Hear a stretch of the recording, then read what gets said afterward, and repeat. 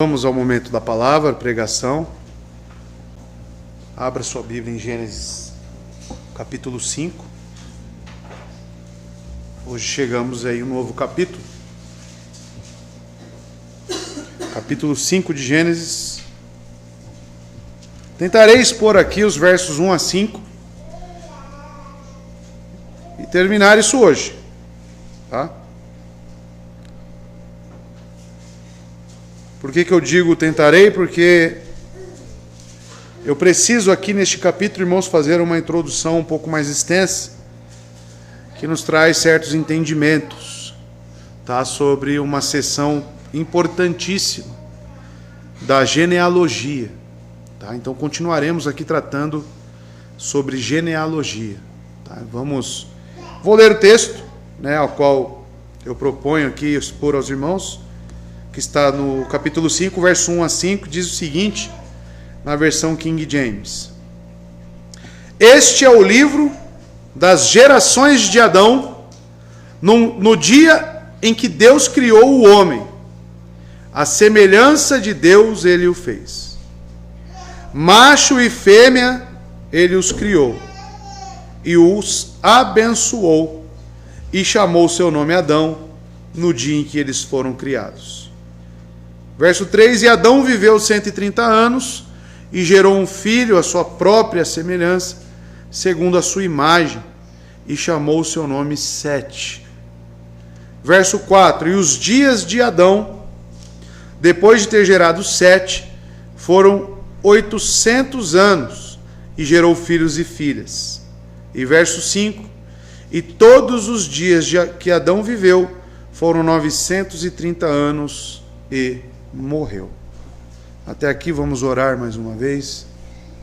Que Deus tenha graça, conceda graça ao seu povo, a todos nós, e venhamos a entender o texto. Oremos.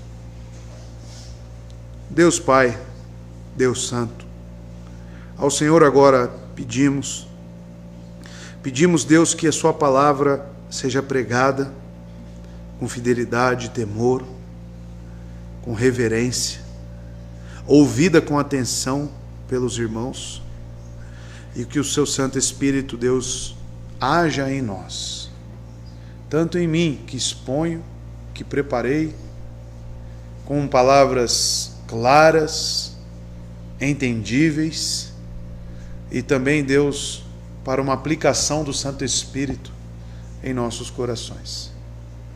Que esses irmãos, essa igreja cresça, seja edificada, seja amadurecida através dos teus ensinos. Obrigado por estarmos aqui, obrigado pelo dia do Senhor, mais uma vez eu lhe agradeço, pois, Deus, é um dia de alegria, como cantamos, é um dia de festa, é um dia, Deus, onde os nossos sentimentos precisam ser revisitados.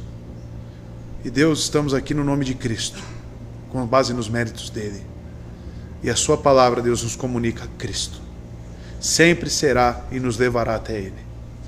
Obrigado por tudo, nos conduza, e que o Senhor realmente seja glorificado através da exposição dessa palavra. Assim oramos no nome santo de Jesus. Amém. Então, amados, chegamos numa sessão aqui um pouco mal entendida por muitos, ou talvez negligenciada por muitos. Quantas vezes você pulou as genealogias da Bíblia? Quantas vezes, ao ler as palavras, você falou, genealogia, vou pular. Ou chegou no livro de Levítico e pulou também, né? Mas essa sessão não deixa de ser importante como todas as outras. É que talvez falte ao irmão uma compreensão e os olhos um pouco mais criteriosos quando ler essas passagens.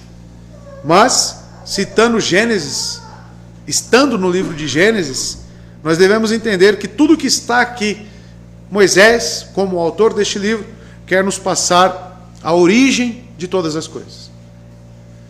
Moisés quer nos passar um Deus se relacionando com o povo. Deus iniciando pactos, alianças com o povo. Já vimos a criação de todas as coisas iniciada por Deus, tudo iniciado e gerado por Deus.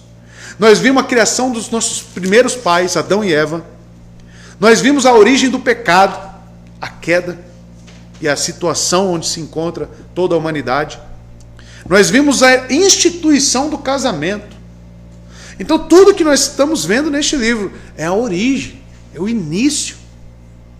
Olhando para Gênesis, olhamos para as nossas raízes, olhamos para a nossa fundação. E isso nos traz significado e sentido para aquilo que vivemos hoje. Gênesis tem um papel fundamental na vida de todo cristão.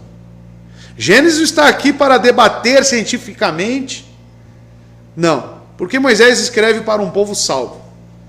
Moisés escreve para salientar, para exaltar, para glorificar o nome de Deus. Então, amados, ele não quer provar nada.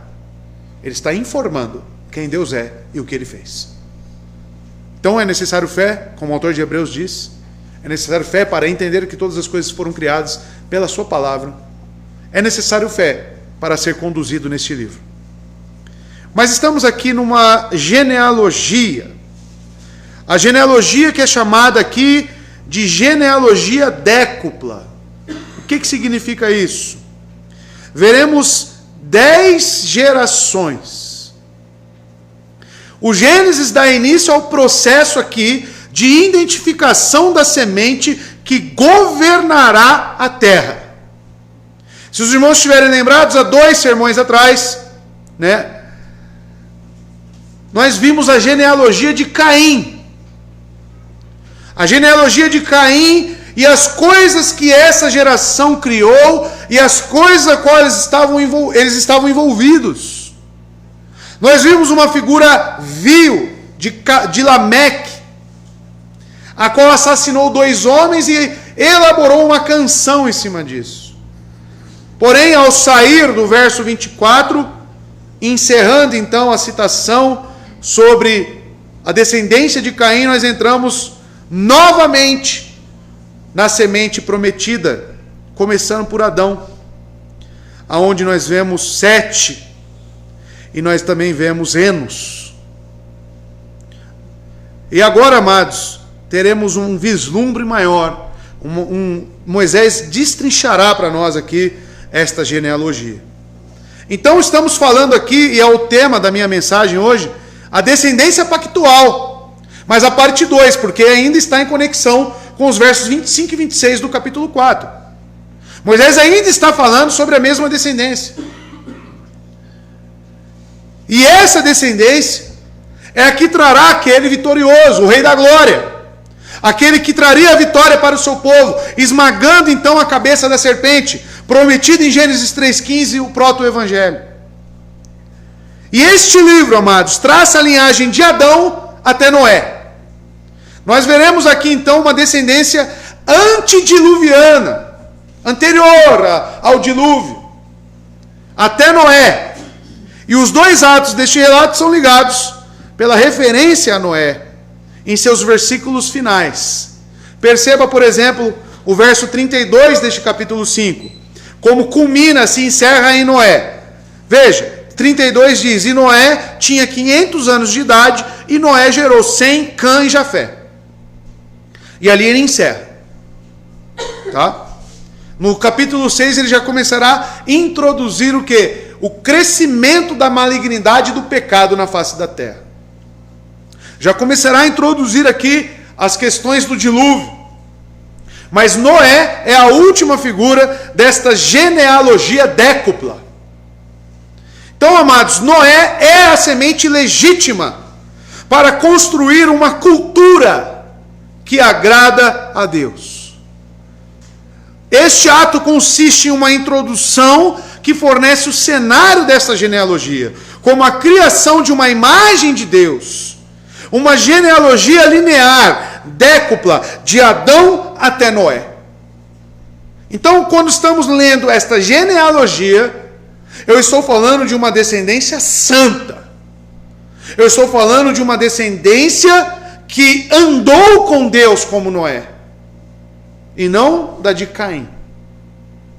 Você percebe então que na construção literária de Moisés, ele separa as genealogias. Ele não fala dessas genealogias como andando paralelas e juntas. Ele primeiro cita, olha, esta é a descendência de Caim. Observe esses filhos de Caim, esses netos de Caim, e o que eles faziam. Ponto. Agora ele passa a olhar para a descendência santa. E eu, como cristão, como aquele que professa a mesma fé que esses, devo parar e refletir. Quem são essas pessoas? Como elas viveram? E o que as Escrituras dizem sobre elas?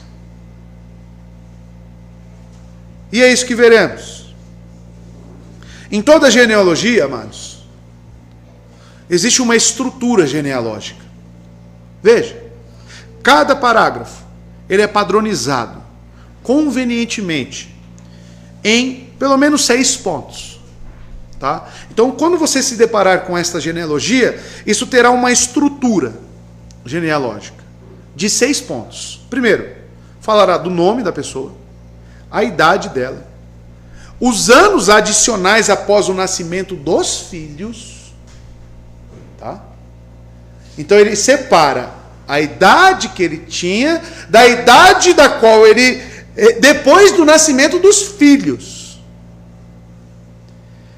E o reconhecimento de outros filhos. E a extensão, depois ele conclui com a extensão total da vida dessa pessoa, somando as duas. E o refrão, né, o 6º ponto, o refrão de todos, e morreu. Né, e morreu. E depois de enfatizar que Deus criou, né, e teremos aqui mais um vislumbre da criação, depois de enfatizar que Deus criou macho e fêmea, a sua imagem e semelhança, e isso foi reiterado no capítulo 1, verso 26 a 28, como já foi exposto aqui, o narrador agora afirma que Adão teve um filho à sua própria semelhança e à sua própria imagem. Veremos isso no verso 3 deste capítulo. E não simplesmente que se tornou o pai de. Então isso é importante para nós, quando chegarmos no verso 3, que o irmão perceba que Adão passou então a ser participante dessa geração ordinária. Adão então passou a gerar filhos conforme a sua própria imagem, conforme a sua própria semelhança. E não, amados, simplesmente se tornou pai. O texto ele não é construído dessa forma. E esta variação singular, porque isso é uma variação no texto, revela a humanidade participando do ato criativo de Deus, pela transferência seminal da imagem de Deus a cada geração sucessiva. Então aqui nós temos, né, algo que será peculiar nesse texto para nós. Porque Adão, ele deixou de ser imagem e semelhança de Deus após a queda? Ele não deixou. Porém, essa imagem e semelhança de Deus, ela foi deturpada pelo pecado? Ela foi atingida pelo pecado? Sim. Então é sobre esta imagem e semelhança de Deus que a sua prole receberá. Então nós estamos falando sim de uma descendência pactual, mas não de uma descendência que não foi contaminada pelo pecado. E sim, foi. Uma descendência que é como eu e como você. Pecadores que receberam a fé em Deus e caminharam com Deus. Então fique atento a esses desvios, a essas nuances no texto. Estudar genealogia é estar atento aos detalhes, irmãos. É você estar com a genealogia, como já foi colocado para os irmãos. Se Moisés ele pretende fazer contraste entre a genealogia de Caim e a genealogia setita, aqui chamada, que vem de Sete, o primeiro filho de Adão, desta descendência pactual, o que você deve fazer? Colocar a genealogia de Caim e a genealogia aqui de Sete e começar a comparar. Porque essa é a intenção do autor. Estabelecer um contraste. Tá? Então o desvio do padrão estruturado do texto deve ter a nossa atenção. Qualquer mudançazinha, porque se tem um padrão estrutural, como eu passei para os irmãos, nome, idade, anos adicionais após o nascimento do filho, reconhecimento dos filhos, extensão total da vida, e o refrão então morreu, se algum ponto da genealogia isso não for citado, você, opa, por que não foi citado? Tem um porquê. Tá? Então é uma leitura que você não deveria pular, e deveria sim ler com minúcias, ler nos seus pormenores, ler com atenção. Tá? Então veja, por exemplo, em vez de simplesmente dizer que Lameque veio a ser pai de Noé, o narrador ele adiciona. Então ali nós temos então uma quebra da estrutura que estava sendo elaborada por Moisés. Você vê isso no verso 29. O narrador adiciona, ele deu o nome de Noé. E com a explicação, ele não só dá o nome, mas ele explica etimologicamente que esse filho trará conforto. Ele já traz a explicação do nome Noé, diferentemente dos outros citados. E quando isso acontece, é por quê? Por que acontecem essas mudanças? Porque elas pretendem realçar. Elas pretendem falar, olhe, é uma seta. Quando existe, este nome é importante, pare e observe quem é este aí, que está sendo citado, está sendo explicado o nome dele. Olhe, assim como foi feito com Lameque, mas do lado de Caim. Vocês perceberam que foi feita uma pausa e elaborado sobre Lameque o que ele fez? Por que Moisés fez isso? Fala, olhe quem é esse, olhe quem é a descendência. É como se Lameque da parte de Caim fosse um resumo de toda a linhagem de Caim, de toda a malignidade, de todas as intenções. E na parte da genealogia pactual, da prole santa, a mesma coisa, irmãos. A mesma coisa. Então, amados, Moisés faz isso na sua construção literária justamente para realçar essas importantes pessoas e verdades que as acompanham. Ele quer destacar, oferecer destaques. Tá? A sentença, você percebe então, também nessa estruturação genealógica, que a sentença de morte pronunciada no Éden ainda estava em vigor, lá no capítulo 3, verso 19, onde ele disse a Adão, no suor da sua face comerás o pão, até que retornes à terra, pois dele tu fostes tirado, porque pó tu és, e ao pó tu retornarás. Então, certamente, essa sentença de Deus, ela não foi retirada, e ela é revisitada aqui na prole santa. O homem foi feito do pó e voltaria ao pó. Isso soa como uma nota triste, como um estribilho da celebração da vida. E morreu, e morreu, e morreu. Ímpios e piedosos provam do cálice da morte. E os caimitas e setitas, ou seja, caimitas, quando eu falar caimitas, os irmãos entendem a genealogia de Caim, a prole de Caim. Quando eu falar setistas, a prole santa, a prole pactual. Elas fecham as cortinas da vida pela morte. Então existe algo que nos une aos ímpios. Existe uma frase que se torna verdade aqui neste sentido. Todos os caminhos levam a Deus. Qual é o caminho? Que caminho é esse? A morte. Realmente. O macumbeiro vai morrer. O espírita vai morrer, assim como o crente vai morrer. Todos nós morreremos. E o texto, ele destaca isso. E por que destaca isso? E morreu. Porque a morte é um ponto crucial para a vida de todos. A morte, amados, ela é o ponto onde todos nós seremos levados para um encontro com o Criador de todas as coisas. Então, certamente, Moisés colocar e repetir isso várias vezes, e morreu, e morreu, e morreu, e morreu, é porque ele está salientando isso, que com a queda, ela não pode ser perdida de vista, ela trouxe as consequências, ela trouxe a sentença de Deus, onde todos nós passaríamos a morrer. Então, amados, perceba que Moisés, ele não perde o foco. Os primeiros capítulos de Gênesis, eles são revisitados constantemente na sua literatura. Ímpios e piedosos provam do cálice da morte. E a Escritura diz, portanto, assim como por um só homem entrou o pecado no mundo, e pelo pecado a morte, assim também a morte passou a todos os homens, porque todos pecaram. Romanos capítulo 5, verso 12. Todos pecaram. E Moisés ele está trazendo esse ponto doutrinário que nós chamamos da depravação total do homem, da corrupção do homem. E este pacto, ao qual nós chamamos pacto de obras, ao qual foi quebrado e é representado por Adão, toda a sua prole está sobre ela. Todos os seres humanos que vierem a este mundo, eles estarão inseridos em um pacto de obras, quebrado. Por que obras? Porque o pacto de obras coloca condicionantes: obedeça e viva, desobedeça e morra. E Adão fez o quê? Desobedeceu. E o texto fala o quê? E morreu, e morreu, e morreu, e morreu. Pacto. Pacto de obras.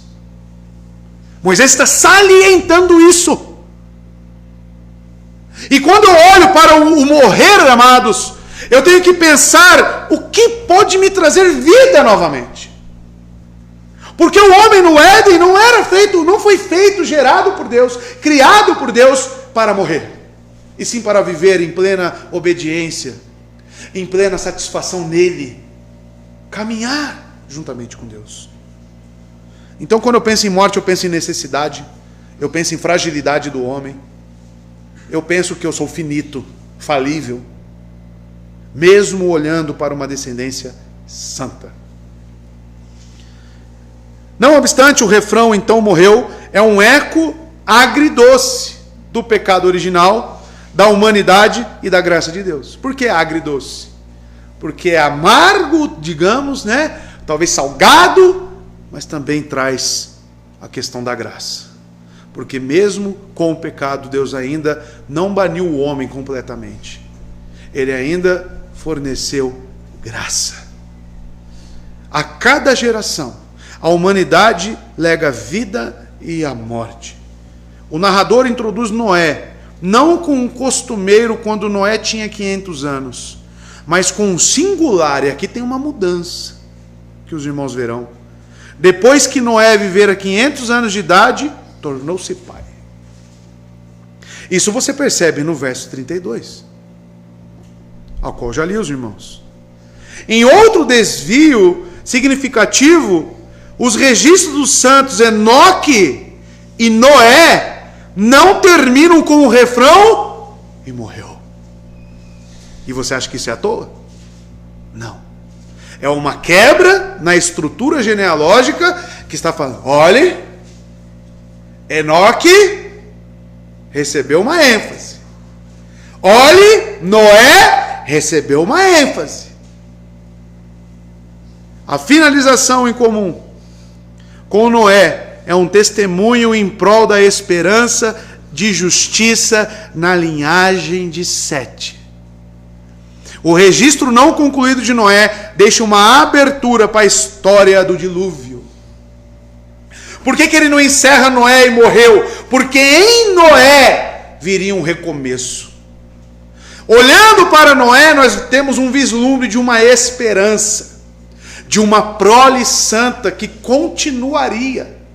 Por isso que a genealogia não se encerra em Noé com um morreu.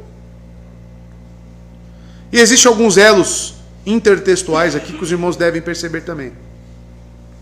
A genealogia, amados, forma uma intricada teia de relações com os relatos circunjacentes. Tá? Então, quando eu tenho uma genealogia, eu tenho um nome citado, você tem que imaginar que isso aqui tem uma teia de relações. Você certamente já viu aqueles filmes onde o detetive coloca um quadro e ele começa a ligar uns pontos ao outro e coloca ali aquela linha e coloca outra, coloca outra. Cada nome aqui citado, você tem que ter em mente que ele está relacionado com algum fato histórico, algum fato bíblico e principalmente uma mensagem para nós. Então, repito, genealogia não foi feita para ser pulada, irmãos, e sim para ser estudada. Ser cristão exige de nós esforço, dedicação. Você, como cristão, deveria pegar essas genealogias na sua casa e montar essas teias. Nós temos livros que nos ajudam nisso. Parar em cada nome. Cainã. Quem foi Cainã? O que significa esse nome? Moisés não dá muita ênfase, porque de Cainã ele diz, viveu 70 anos e gerou Maalalel. Maalaleel, né? Olha aí a dificuldade. Cainã viveu, depois gerou Maalaleel, 840 anos, e gerou filhos e filhas. E todos os dias de Cainã foram 910 anos e morreu. Então segue normalmente. Mas por que Enoque não? Por que Noé não? Então são partes textuais que o irmão deve ter atenção na sua leitura. Então, amados, esquematizando criativamente a sua genealogia, apresentando 10 gerações antes e depois do dilúvio, o narrador estabelece o dilúvio como grande divisor entre Adão e Abraão. Quando o irmão pensa antes do dilúvio, você tem que pensar de Adão até Noé. Após o dilúvio, você já começa a ter seus olhos para Abraão. Então, na nossa teologia pactual, nós vemos o pacto com Adão, chamado pacto de obras. Após isso, nós temos um pacto feito com Noé. E por isso que a genealogia se encerra nele. Posteriormente, terá outra genealogia com 10 gerações, que culmina em quem? Abraão. Então, em Abraão, nós temos um novo pacto. E assim Deus foi se relacionando com o seu povo. Noé, amados, é o Salvador no final da história antediluviana. E Abraão é o Salvador no encerrar a história pós-diluviana. Salvador, no que eu disse, não é que eles sejam Cristo, mas sim as pessoas que receberam pactos, a qual as promessas contidas em Cristo foram entregues a esses homens. Então são homens importantes para nós, no entendimento da teologia bíblica. E com Noé, amados, o Criador faz uma aliança. E que aliança é essa que ele faz com Noé? Uma aliança para salvar sua criação. E com Abraão, o Senhor da história, faz uma aliança para salvar as nações. E tudo com promessas. Então, amados, elos existem. Eles estão conectados entre si. Então, amados, é uma teia, e as repetições que vemos, elas não estão ali à toa, tá? Elas estão ali para poder nos ligar, nos trazer informações. Ambas aqui, amados, as genealogias começam com lineares e terminam segmentadas na linhagem de 3 filhos. Quando eu comparo a linhagem cainita, tá? A linhagem de Caim, com a linhagem aqui setita. Se os irmãos perceberem, vamos reparar, por exemplo, quando fala de Lameque, que foi o último, correto? Foi Lameque.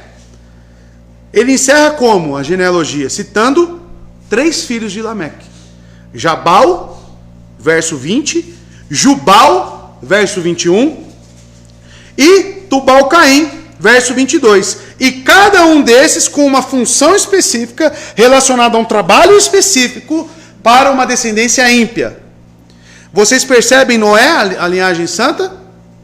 Noé tinha 500 anos de idade, Noé gerou Sem, Cã e Jafé. Então ambos com 3, tá? Ambos com 3, justapostos. E por que ele faz isso?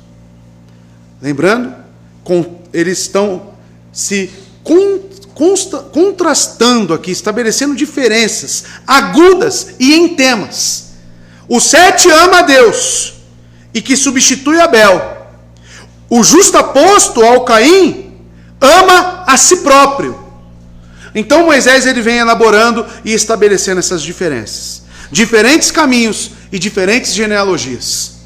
Enquanto a genealogia de Caim apresenta a linhagem que porta maldição e que termina com um assassino que gera um outro assassino, Lameque, a genealogia de Sete apresenta a progressão da semente da promessa, ligando o fundador da humanidade, Adão, com o seu fundador, Noé.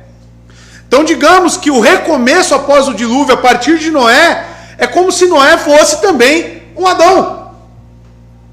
Então, amados, temos essas nuances nas genealogias.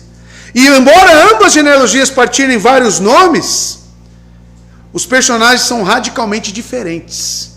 Por exemplo, se você olhar aí no verso 17 do capítulo 4, quem é um dos filhos de Caim aí? Chama como? Enoque. Quem é dado ênfase no capítulo 5, verso 21? São os mesmos? Não. Mas tem o mesmo nome. Não só isso. Lameque, 4:18. Gerou quem? Metusael gerou Lameque. Só que esse Lameque é da descendência de quem? Caim. Aí você vai lá para o 5:25. A prole santa, prole pactual. Matusalém viveu 187 anos e gerou? São as mesmas pessoas? Não. Descendências diferentes. Vidas diferentes. Caminharam diferentemente.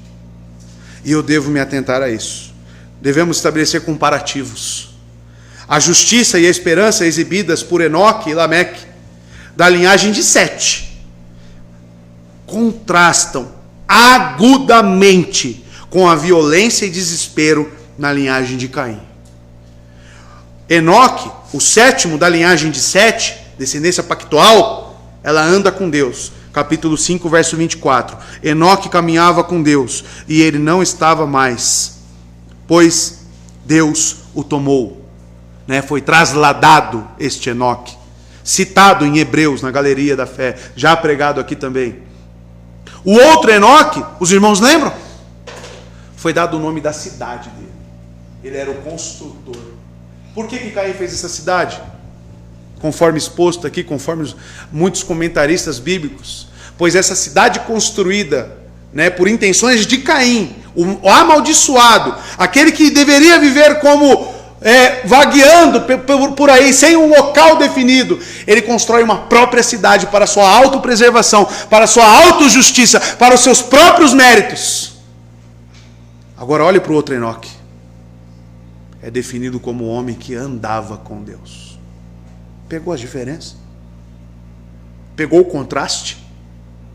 Por que as duas genealogias têm que ser lidas uma do lado da outra? E colocando nome a nome, estabelecendo comparativos. Moisés pretende comparar. Coitada da geração, não julgueis, hein? Não julgues. Moisés está fazendo isso. Moisés está comparando. Para que eu e você também tenha critérios e olhos espirituais para perceber qual é a característica de uma descendência ímpia e qual que é a característica de uma prole santa. Comparando. Certamente, onde que entrará a aplicação? Você olhar para a sua prole, para a sua família, e ver com qual que ela se assemelha. Porque nós estamos falando de pessoas que morrem, estou falando de pessoas que são pecadoras, mas que existe diferença no seu andar nesse mundo. James Boyce, conhecem James Boyce? Tem a teologia sistemática dele?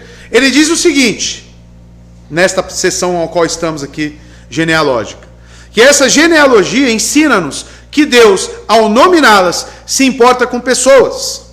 Deus ainda revela que levanta uma geração piedosa para viver numa época de impiedade. E retrata de igual forma a importância dos relacionamentos familiares. Olha só. Genealogia, estar sendo citado dentro de uma genealogia santa, piedosa, significa que Deus continua mesmo ao pecado. Porque o maior atingido com o pecado da raça humana é quem? É o próprio Deus. mesmo mediante a isso, ele continua a se relacionar e estabelecer pactos com pecadores. Um Deus de graça, um Deus de misericórdia. E não só isso, ele continua a levantar uma descendência, uma prole piedosa. O que eu e você precisamos entender, quando eu penso em genealogia, em descendência pactual, você tem que olhar que Deus, ele não só se preocupa com a salvação de indivíduos. Você tem que entender que ele se preocupa com a salvação da sua igreja. Porque quando Cristo voltar, ele virá buscar indivíduos ou a sua igreja constituída. Quem é a noiva? É a igreja a qual nós fazemos parte. Diante disto, como que ele trabalhará? Quais serão os meios instituídos para que a sua igreja seja preservada? Famílias pactuais. Você que diz que conhece a Cristo, você tem que parar com o pensamento egoísta. Eu sou salvo, salvação individual. Deus se preocupa com uma prole santa. Deus se preocupa com famílias santas. Famílias que amam a sua palavra, o Evangelho. E parar com esse sentimento, com essa cosmovisão individualista, pecaminosa, demoníaca. E começar a olhar para a sua família, inclusive para os seus netos que você ainda não tem. E pensar, eu preciso construir um legado santo, construído no temor a Deus e na sua palavra. É o que Boyce diz quando ele fala, Deus ainda revela que levanta uma geração piedosa para viver numa época de impiedade. E retrata de igual forma a importância dos relacionamentos familiares, que passam de geração em geração com os preceitos divinos. É aí que a igreja entra, na questão de casamentos realizados na igreja. Um pastor, ele tem que se preocupar com essa prole. Ah, mas é Deus que gera. Mas ele institui os meios. Ele levanta os mestres, ele levanta os pastores para auxiliar, para indicar, para aconselhar, para falar, calma, não vai por aí, se prepare, estude mais, tema mais, ore mais. É essa a preocupação. E você com seu filho da mesma forma. Eu fico abismado com pastores que o filho tem 15 anos e está namorando. Para quê? Com qual propósito? Não tem nem trabalho. Você quer o que com essa moça, meu filho? Namorar, papai. Namorar? Para quê? Você quer constituir família? Você já visa uma prole santa? Pergunta para esses namoricos aí, irmãos. Se ele visa a prole santa, eu te garanto que 100% deles vai falar, não, é só para a gente se conhecer. Um pensamento idiota, um pensamento limitado, um pensamento ignorante quanto à palavra. Famílias. Deus visa famílias. Deus visa casamento. Você viu instituição de namoro aqui em Gênesis? Você viu instituição de namoro aqui em Gênesis? E estamos em Gênesis, irmãos. O início. As instituições, os pactos, as alianças. Então você que tem filho e filho, você tem que preparar o seu filho para quê? Conforme Gênesis. Para quê que você prepara o seu filho? Para deixar pai e mãe. Não é para ficar com o peão lá almoçando na sua casa lá não. Não é para ficar com a sua filha dormindo na casa dele lá não. Deus, ele visa famílias. Deus visa casamento. Deus visa filhos. Deus visa prole. Geração santa. Será que você entende isso? E a minha indignação, irmãos, é porque paulatinamente eu venho falando disso, aí chega a irmã e fala, eu não entendo de namoro ainda, eu acho que pode, eu acho que não pode. Mas pode dar uns beijinhos. Como é que não vai conhecer? Pra quê? Beijinho visa a família? Beijinho, conhecer, o que é esse conhecer? O que está por detrás deste conhecer a pessoa? Saciar os seus desejos carnais? É isso?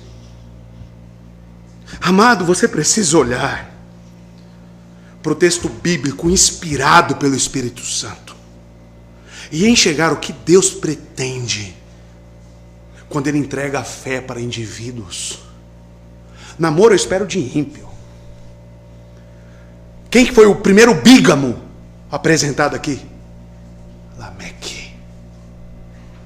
Desejos carnais, ter 2 esposas. Eu espero de ímpio. Você percebeu isso? O contraste? Apareceu algum bígamo aqui? Na Pactual? Apareceu aqui? Então, existem atitudes que você como cristão fala, isso é muito radical. Não, olha para o texto. Olha para o texto.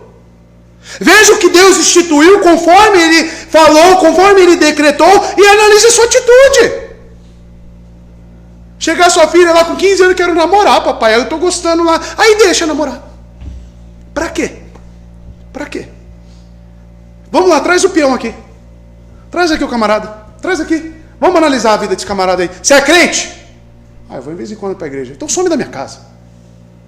Some da minha casa, nem apareça aqui. Põe seu filho de castigo.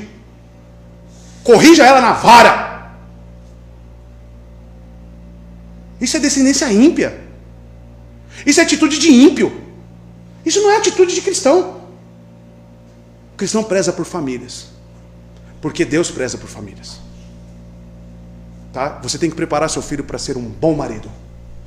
A sua filha para ser uma boa esposa. Só isso. Sair de casa para ser um marido e sair de casa para ser uma esposa. É isso. Bom que você já tem os dois lados, né, Gessé? Já tem uma menina e um menino, né? Já sabe claramente o que você tem que fazer, qual é o seu papel. E claro, tudo para a glória de Deus, temendo a Deus. Boyce olhou isso e viu isso. Boyce olha para as genealogias e fala, Deus se importa, né, informa a importância dos relacionamentos familiares, que passam de geração em geração os preceitos divinos. Sabe por que o índice de divórcio também aumentou, amado? Porque o casamento foi banalizado. E sabe o que proporciona isso, que dá força para isso? Namoricos. Porque namoro você faz o quê? Ah, conheci, gostou? Não, vai embora. Outro aqui, vamos namorar? Vamos. Aí namora, gostou? Não, vai embora. Chega no casamento, vai fazer o quê? Vai fazer o quê? A mesma coisa. E você como crente incentiva isso. E você tem dúvida se crente pode namorar ainda, não? Você tem dúvida quanto a isso ainda? Isso só revela o quanto que você não conhece de Deus. Você também tem os dois, né, Fábio? Menino e menina, né? Que honra, mas que trabalho também, né? A ser exercido. Mas Deus já confiou para você uma prole. Deus já confiou ao Gessé uma prole. Ao Felipe, uma prole. Aí eu penso no meu filho. Não tem como pensar em Ismael, né? Quando eu penso no meu filho. Mas eu entrego nas mãos de Deus. Como lemos hoje no devocional, a sorte é lançada ao regaço, ao colo. Mas o seu cumprimento está na total dispensação e controle de Deus. E os legados das 2 descendências? Perceba isso. Que estamos comparando aqui, tá? Eu nem entrei no texto, por isso que eu falei que eu não sei, né, se eu vou conseguir. Tudo isso é uma introdução, tá? É uma grande introdução para que você tenha contato de como devemos analisar genealogias. Isso é só para que você tenha um grande brainstorm aí, uma grande chuva de ideias, para que você tenha contato real com as genealogias. Olha os legados das 2 descendências. Perceba. A linhagem de Caim começa com uma cidade construída e termina com 3 filhos que portam a imagem divina, porque essa descendência de Caim é a imagem semelhante de Deus? Sim ou não? Sim. Não deixaram de ser criação. Não deixaram de receber o caráter moral dentro de si. Não deixaram. E eram criadores, essa descendência, esses homens eram criadores de culturas, de vários aspectos de civilização nômade e urbana. Criadores de ovelhas, tinha lá na descendência de Caim, criadores de ovelhas, pastores, tinha. Músicos, tinha. Ferreiros, poetas, tocavam instrumentos. Cultura. Foi criada uma cultura. E quando eu penso em legados de uma descendência, eu estou falando justamente dessa cultura. O que é a cultura? É a soma de valores e princípios que são acrescentados nessas pessoas, esse grupo de pessoas que vivem juntas, chamada de sociedade.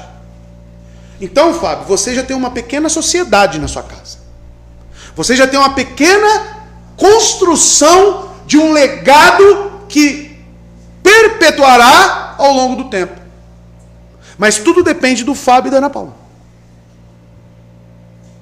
Deus confiou a eles, eles são os meios instituídos para que a descendência, as gerações futuras, tenham alguns princípios ou não.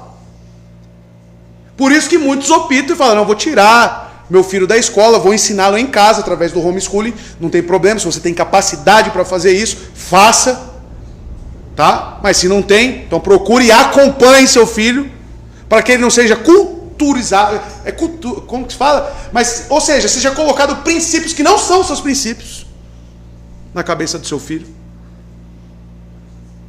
Mas você tem que entender, se você já tem filhos, uma família constituída está na sua mão, gerações. Por que eu afirmo isso? Porque Deus, ele visa gerações. Deus visa uma prole piedosa. Ou ímpia como a de Caim. Só tem duas. Só tem duas. Entretanto, diferente da linhagem de Sete, não são caracterizados pela extensão de vida completa e plena. E eles e suas culturas se tornam, então, na de Caim, né, se tornam perversos demais para sobreviver ao dilúvio. E guisa de contraste, os portadores da imagem de Adão, como criadores de culturas que agradam a Deus, são notados por suas vidas longas e plenas, não por suas artes e ciências. E Noé é digno de sobreviver ao dilúvio. A linhagem de Caim leva o juízo, a linhagem de Sete leva a salvação. Olha o contraste, olha a comparação. Para ilustrar melhor, a linhagem de Caim ficou lembrada pelo quê? Cada nome e o que estava ligado. Lembra da teia que eu falei para os irmãos? Quando você faz essa teia na linhagem de Caim, você lembra eles como o quê? E pelo quê?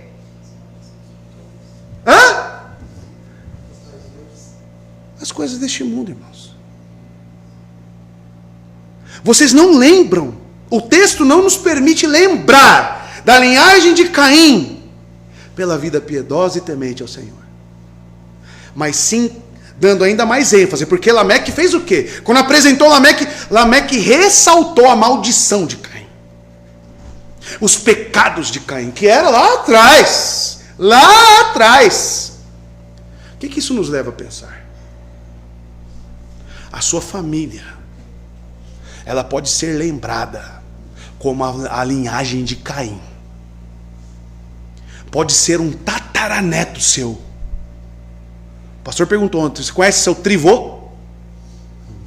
Eu não. Mas talvez a minha vida represente os pecados multiplicados do meu trivô. Por quê, pastor? Maldição hereditária? Não, cultura. O nome disso é cultura. Criou-se uma cultura na sua família. E você foi inserida nessa cultura. A não ser que Cristo venha e quebre isso na sua vida. E te retire desse meio. Senão, a cultura só vai passando. E quando eu olho para Lameque, Caim matou um. Lameque matou 2.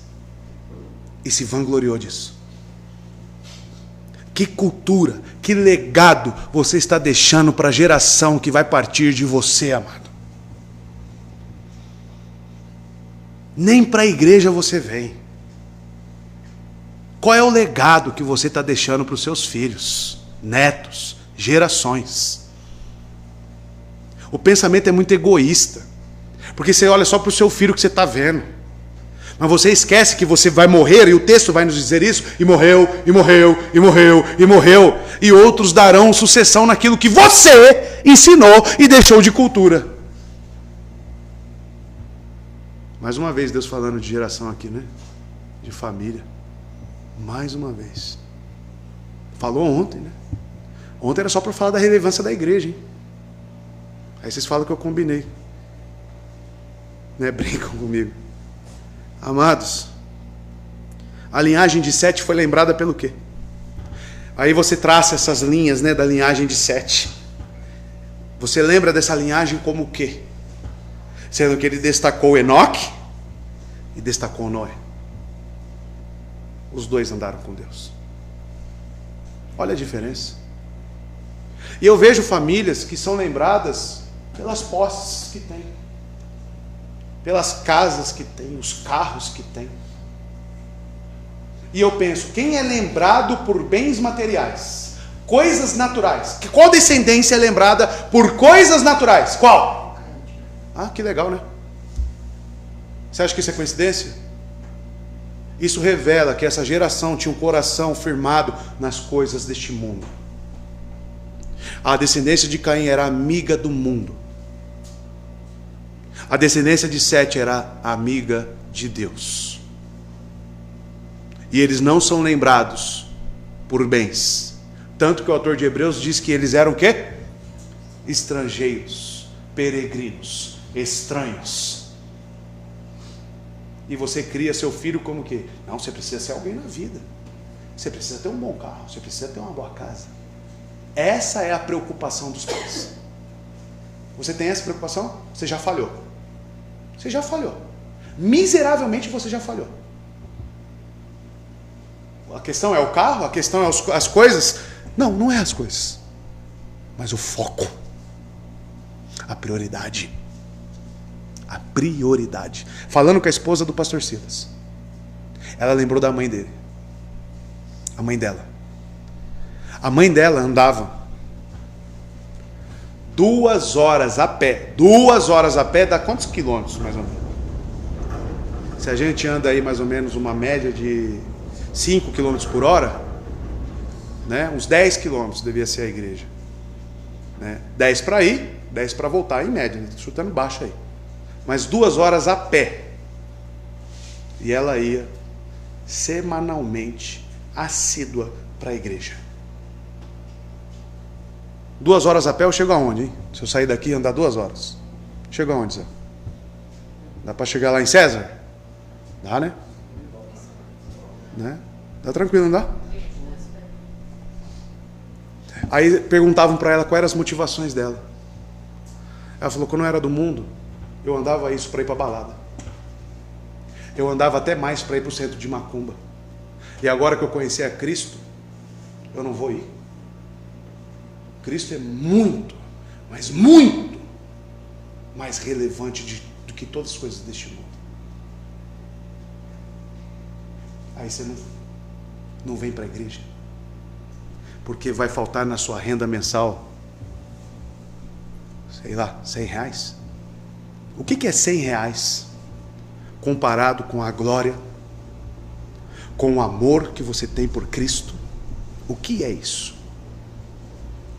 O que é? Descendência, irmão. Eu quero que você nunca se esqueça que você está criando uma cultura. Você está criando uma cultura. Os seus maus hábitos vai criar uma cultura. Uma mãe que dorme até meio-dia e leva o filho para dormir até meio-dia, o filho vai dormir até que horas quando você é jovem? Até meio-dia. Você está criando uma cultura. Isso é muito sério. Isso é muito sério.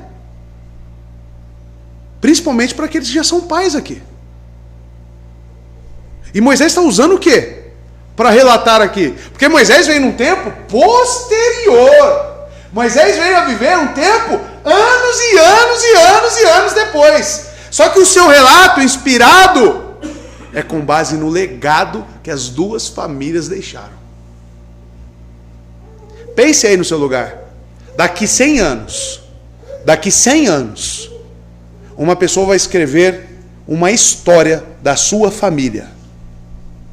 O que vai estar neste livro?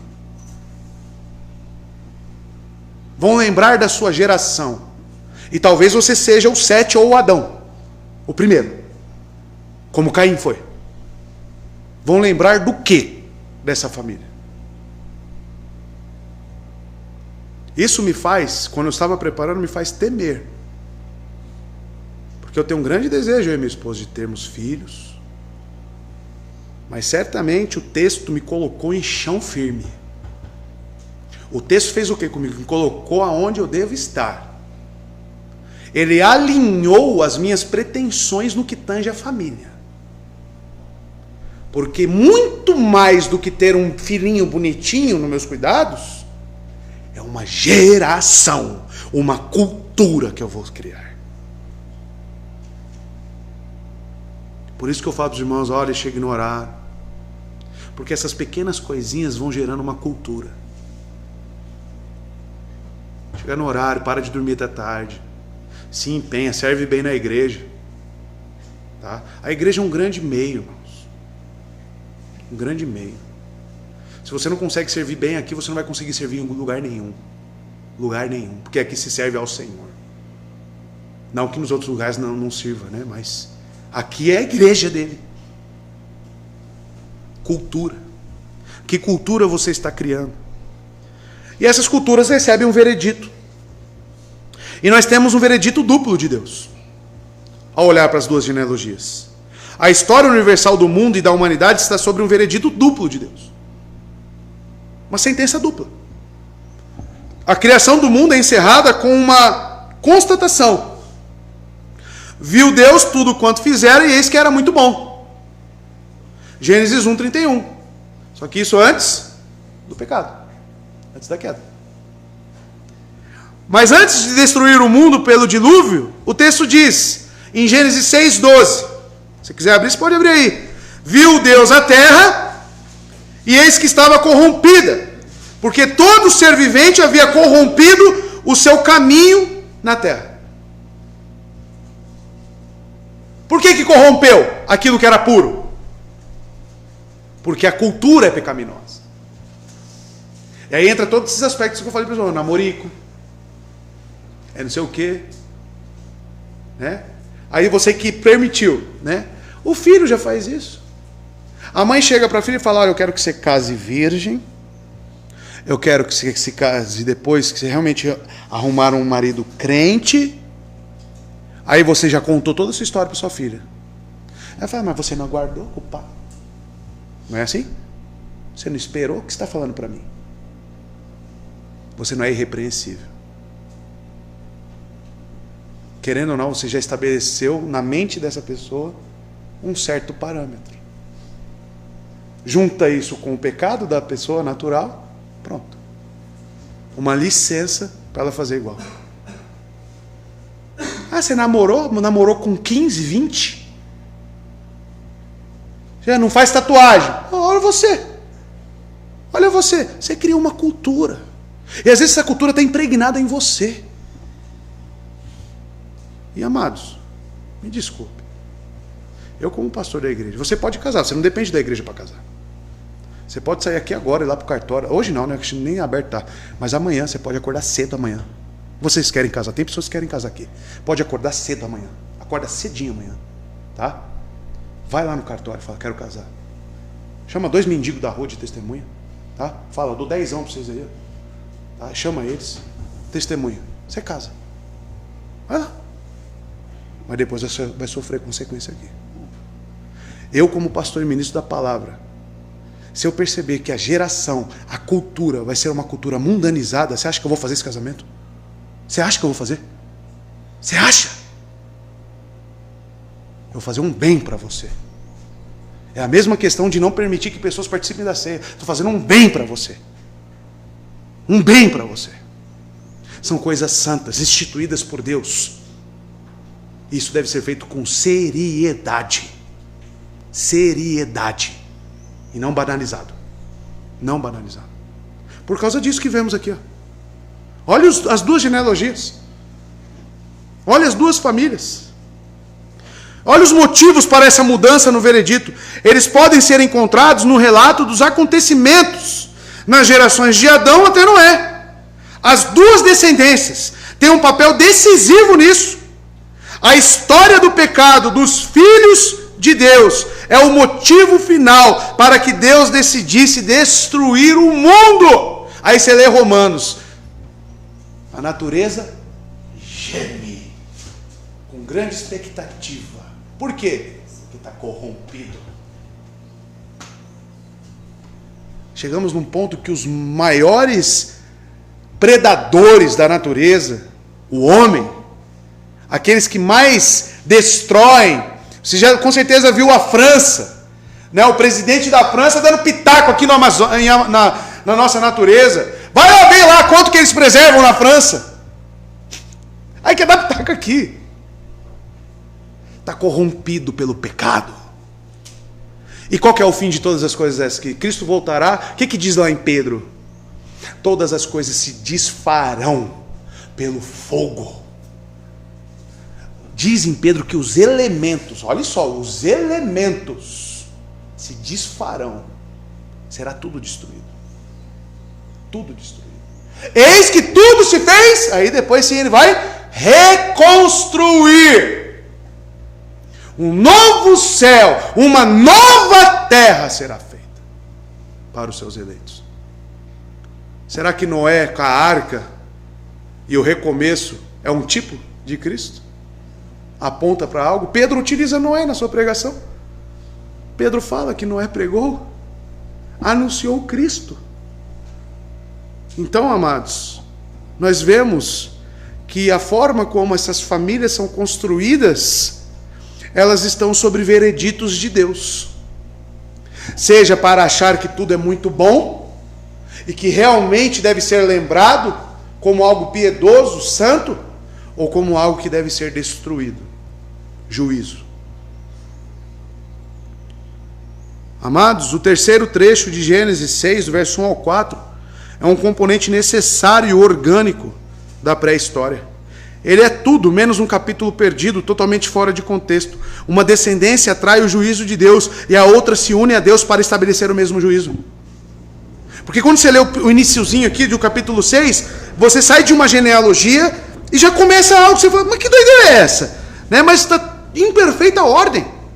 Diz, e aconteceu que quando os homens começaram a se multiplicar sobre a face da terra, e filhas lhes nasceram, os filhos de Deus viram que as filhas dos homens eram belas, e tomaram para si esposas de todas as que escolheram. E o Senhor Deus disse, meu espírito não contenderá sempre com o homem, pois ele também é carne, porém seus dias serão 120 anos. Aqui você começa a perceber que Deus encurtava a vida dessas pessoas. Mas por quê? O pecado está aqui aumentando. A malignidade está cada vez se multiplicando mais. Por quê? Por causa de famílias como a de Caim. Está atraindo o que essas famílias? O que vai acontecer aqui na continuação de Gênesis 6? Juízo. O dilúvio é um juízo? Um juízo. Famílias não piedosas atraem juízo de Deus. E você quer misericórdia para essa nação? Olha para as famílias do Brasil. Você quer misericórdia para essa nação. Você está pedindo indiretamente para Deus não ser quem Ele é.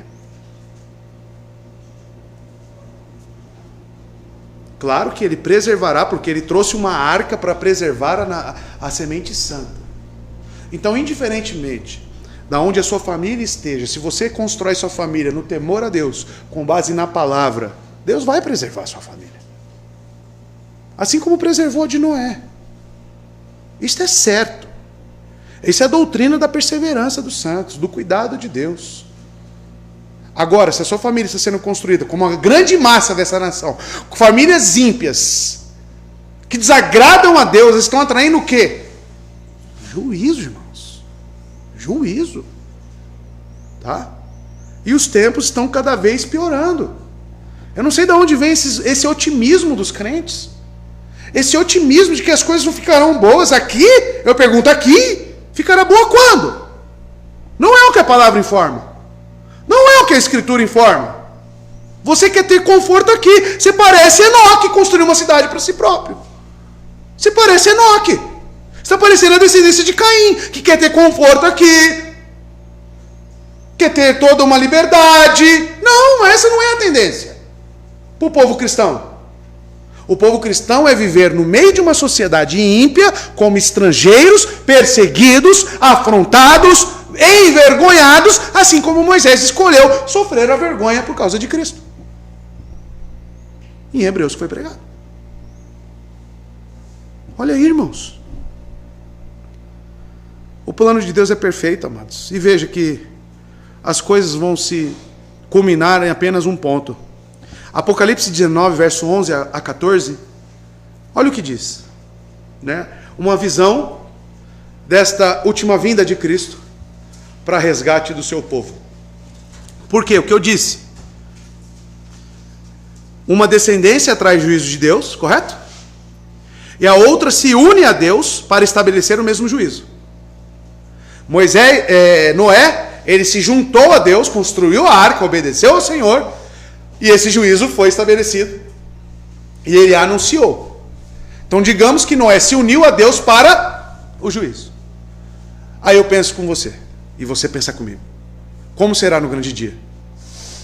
A descendência santa estará com Cristo para julgar o mundo. Veja. Vi os céus abertos diante de mim e um cavalo branco, cujo cavaleiro se chama Fiel e Verdadeiro. Quem é? Cristo. Cristo Jesus. Fiel e verdadeiro. Ele julga e guerreia com justiça.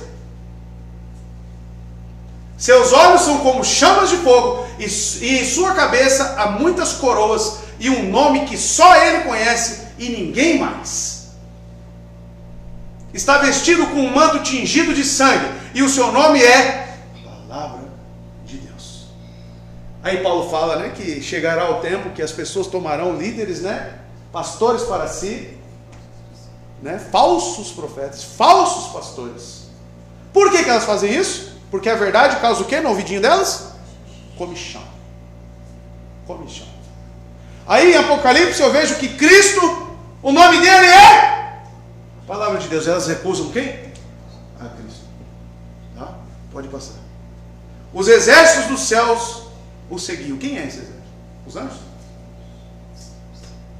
Os santos.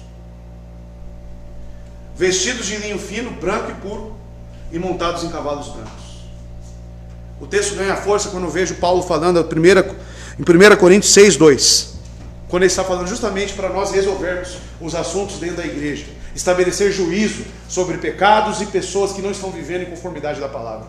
E ele diz, exortando a igreja: vocês não sabem que os santos hão de julgar o mundo? Quem que vai julgar o mundo? Cristo e os seus eleitos. Noé, a sua família, a descendência santa, participou? Participou. Culminou em Noé, e Noé construiu a arca, e o juízo de Deus teve a participação de Noé. Os santos no final desta era, no final deste mundo, os santos estarão com Cristo e julgarão as descendências ímpias. De qual lado você estará com a sua geração? Com a sua família? Qual lado? É um contraste profundo, e eu não vou conseguir pregar os versos, mas eu vou parar por aqui hoje. Um contraste profundo.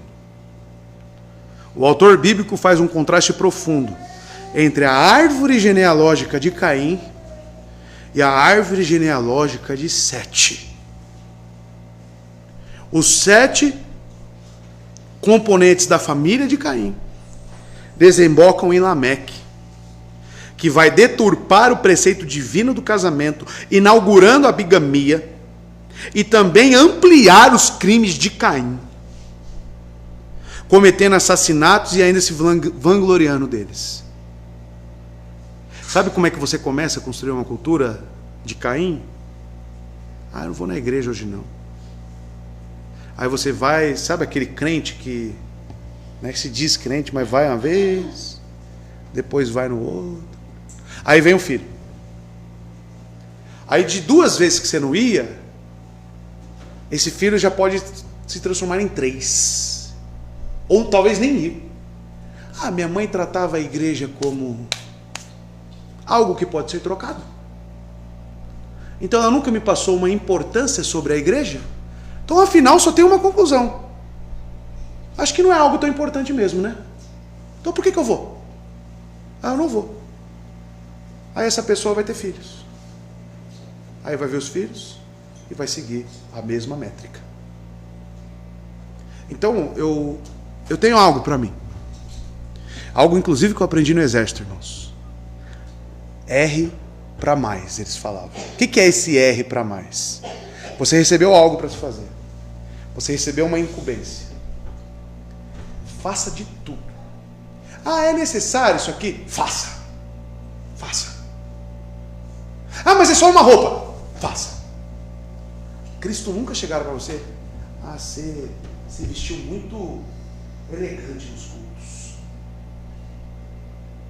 Você foi muito firme com seus filhos. Será que isso vai te cobrar pelo excesso, que eu digo no bom sentido, de preservar e querer o bem do seu filho? O que você deve temer é relativizar e começar a fazer exceções.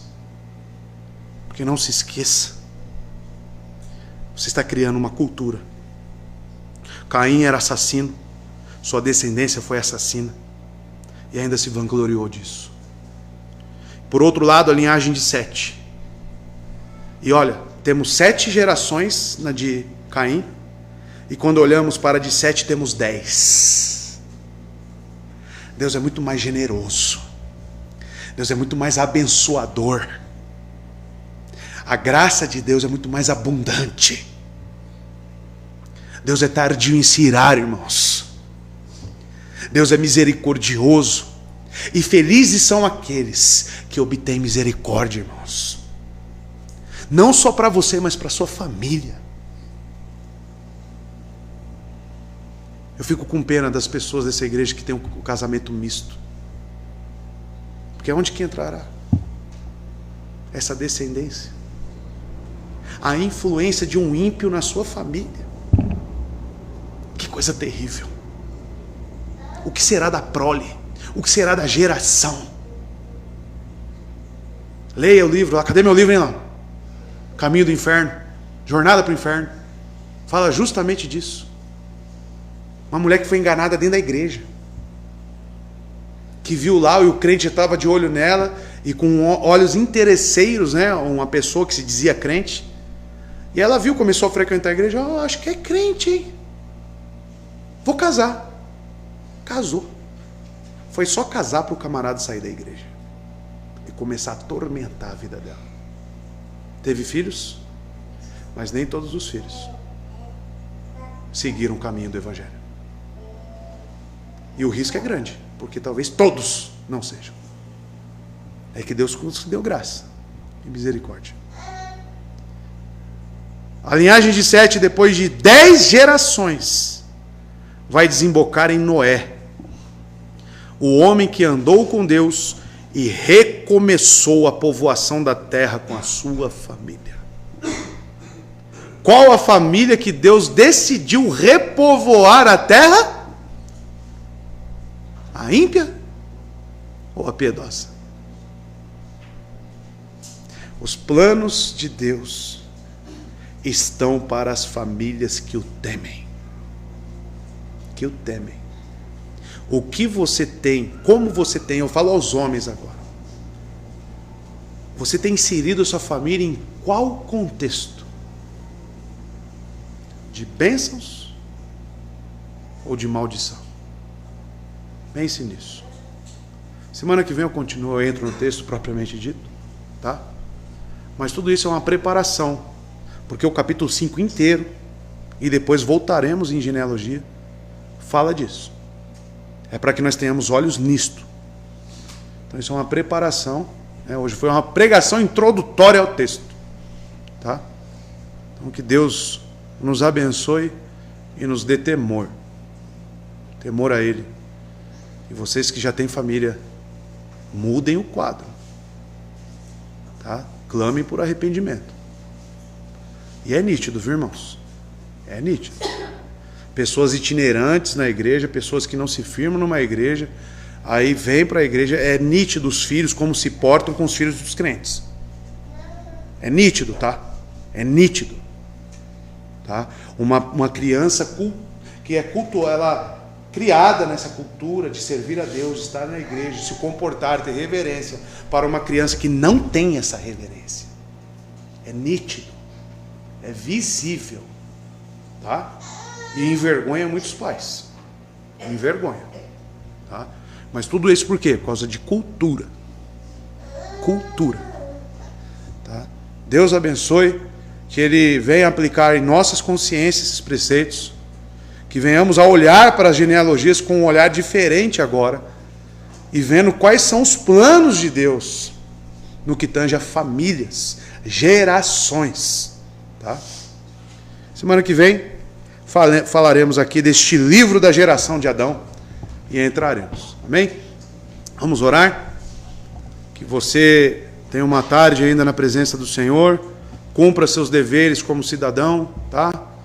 Exerçam lá o seu voto, o seu direito e dever, para a glória de Deus, tá bom? A única coisa que eu te falo, faça isso para a glória de Deus. Oremos.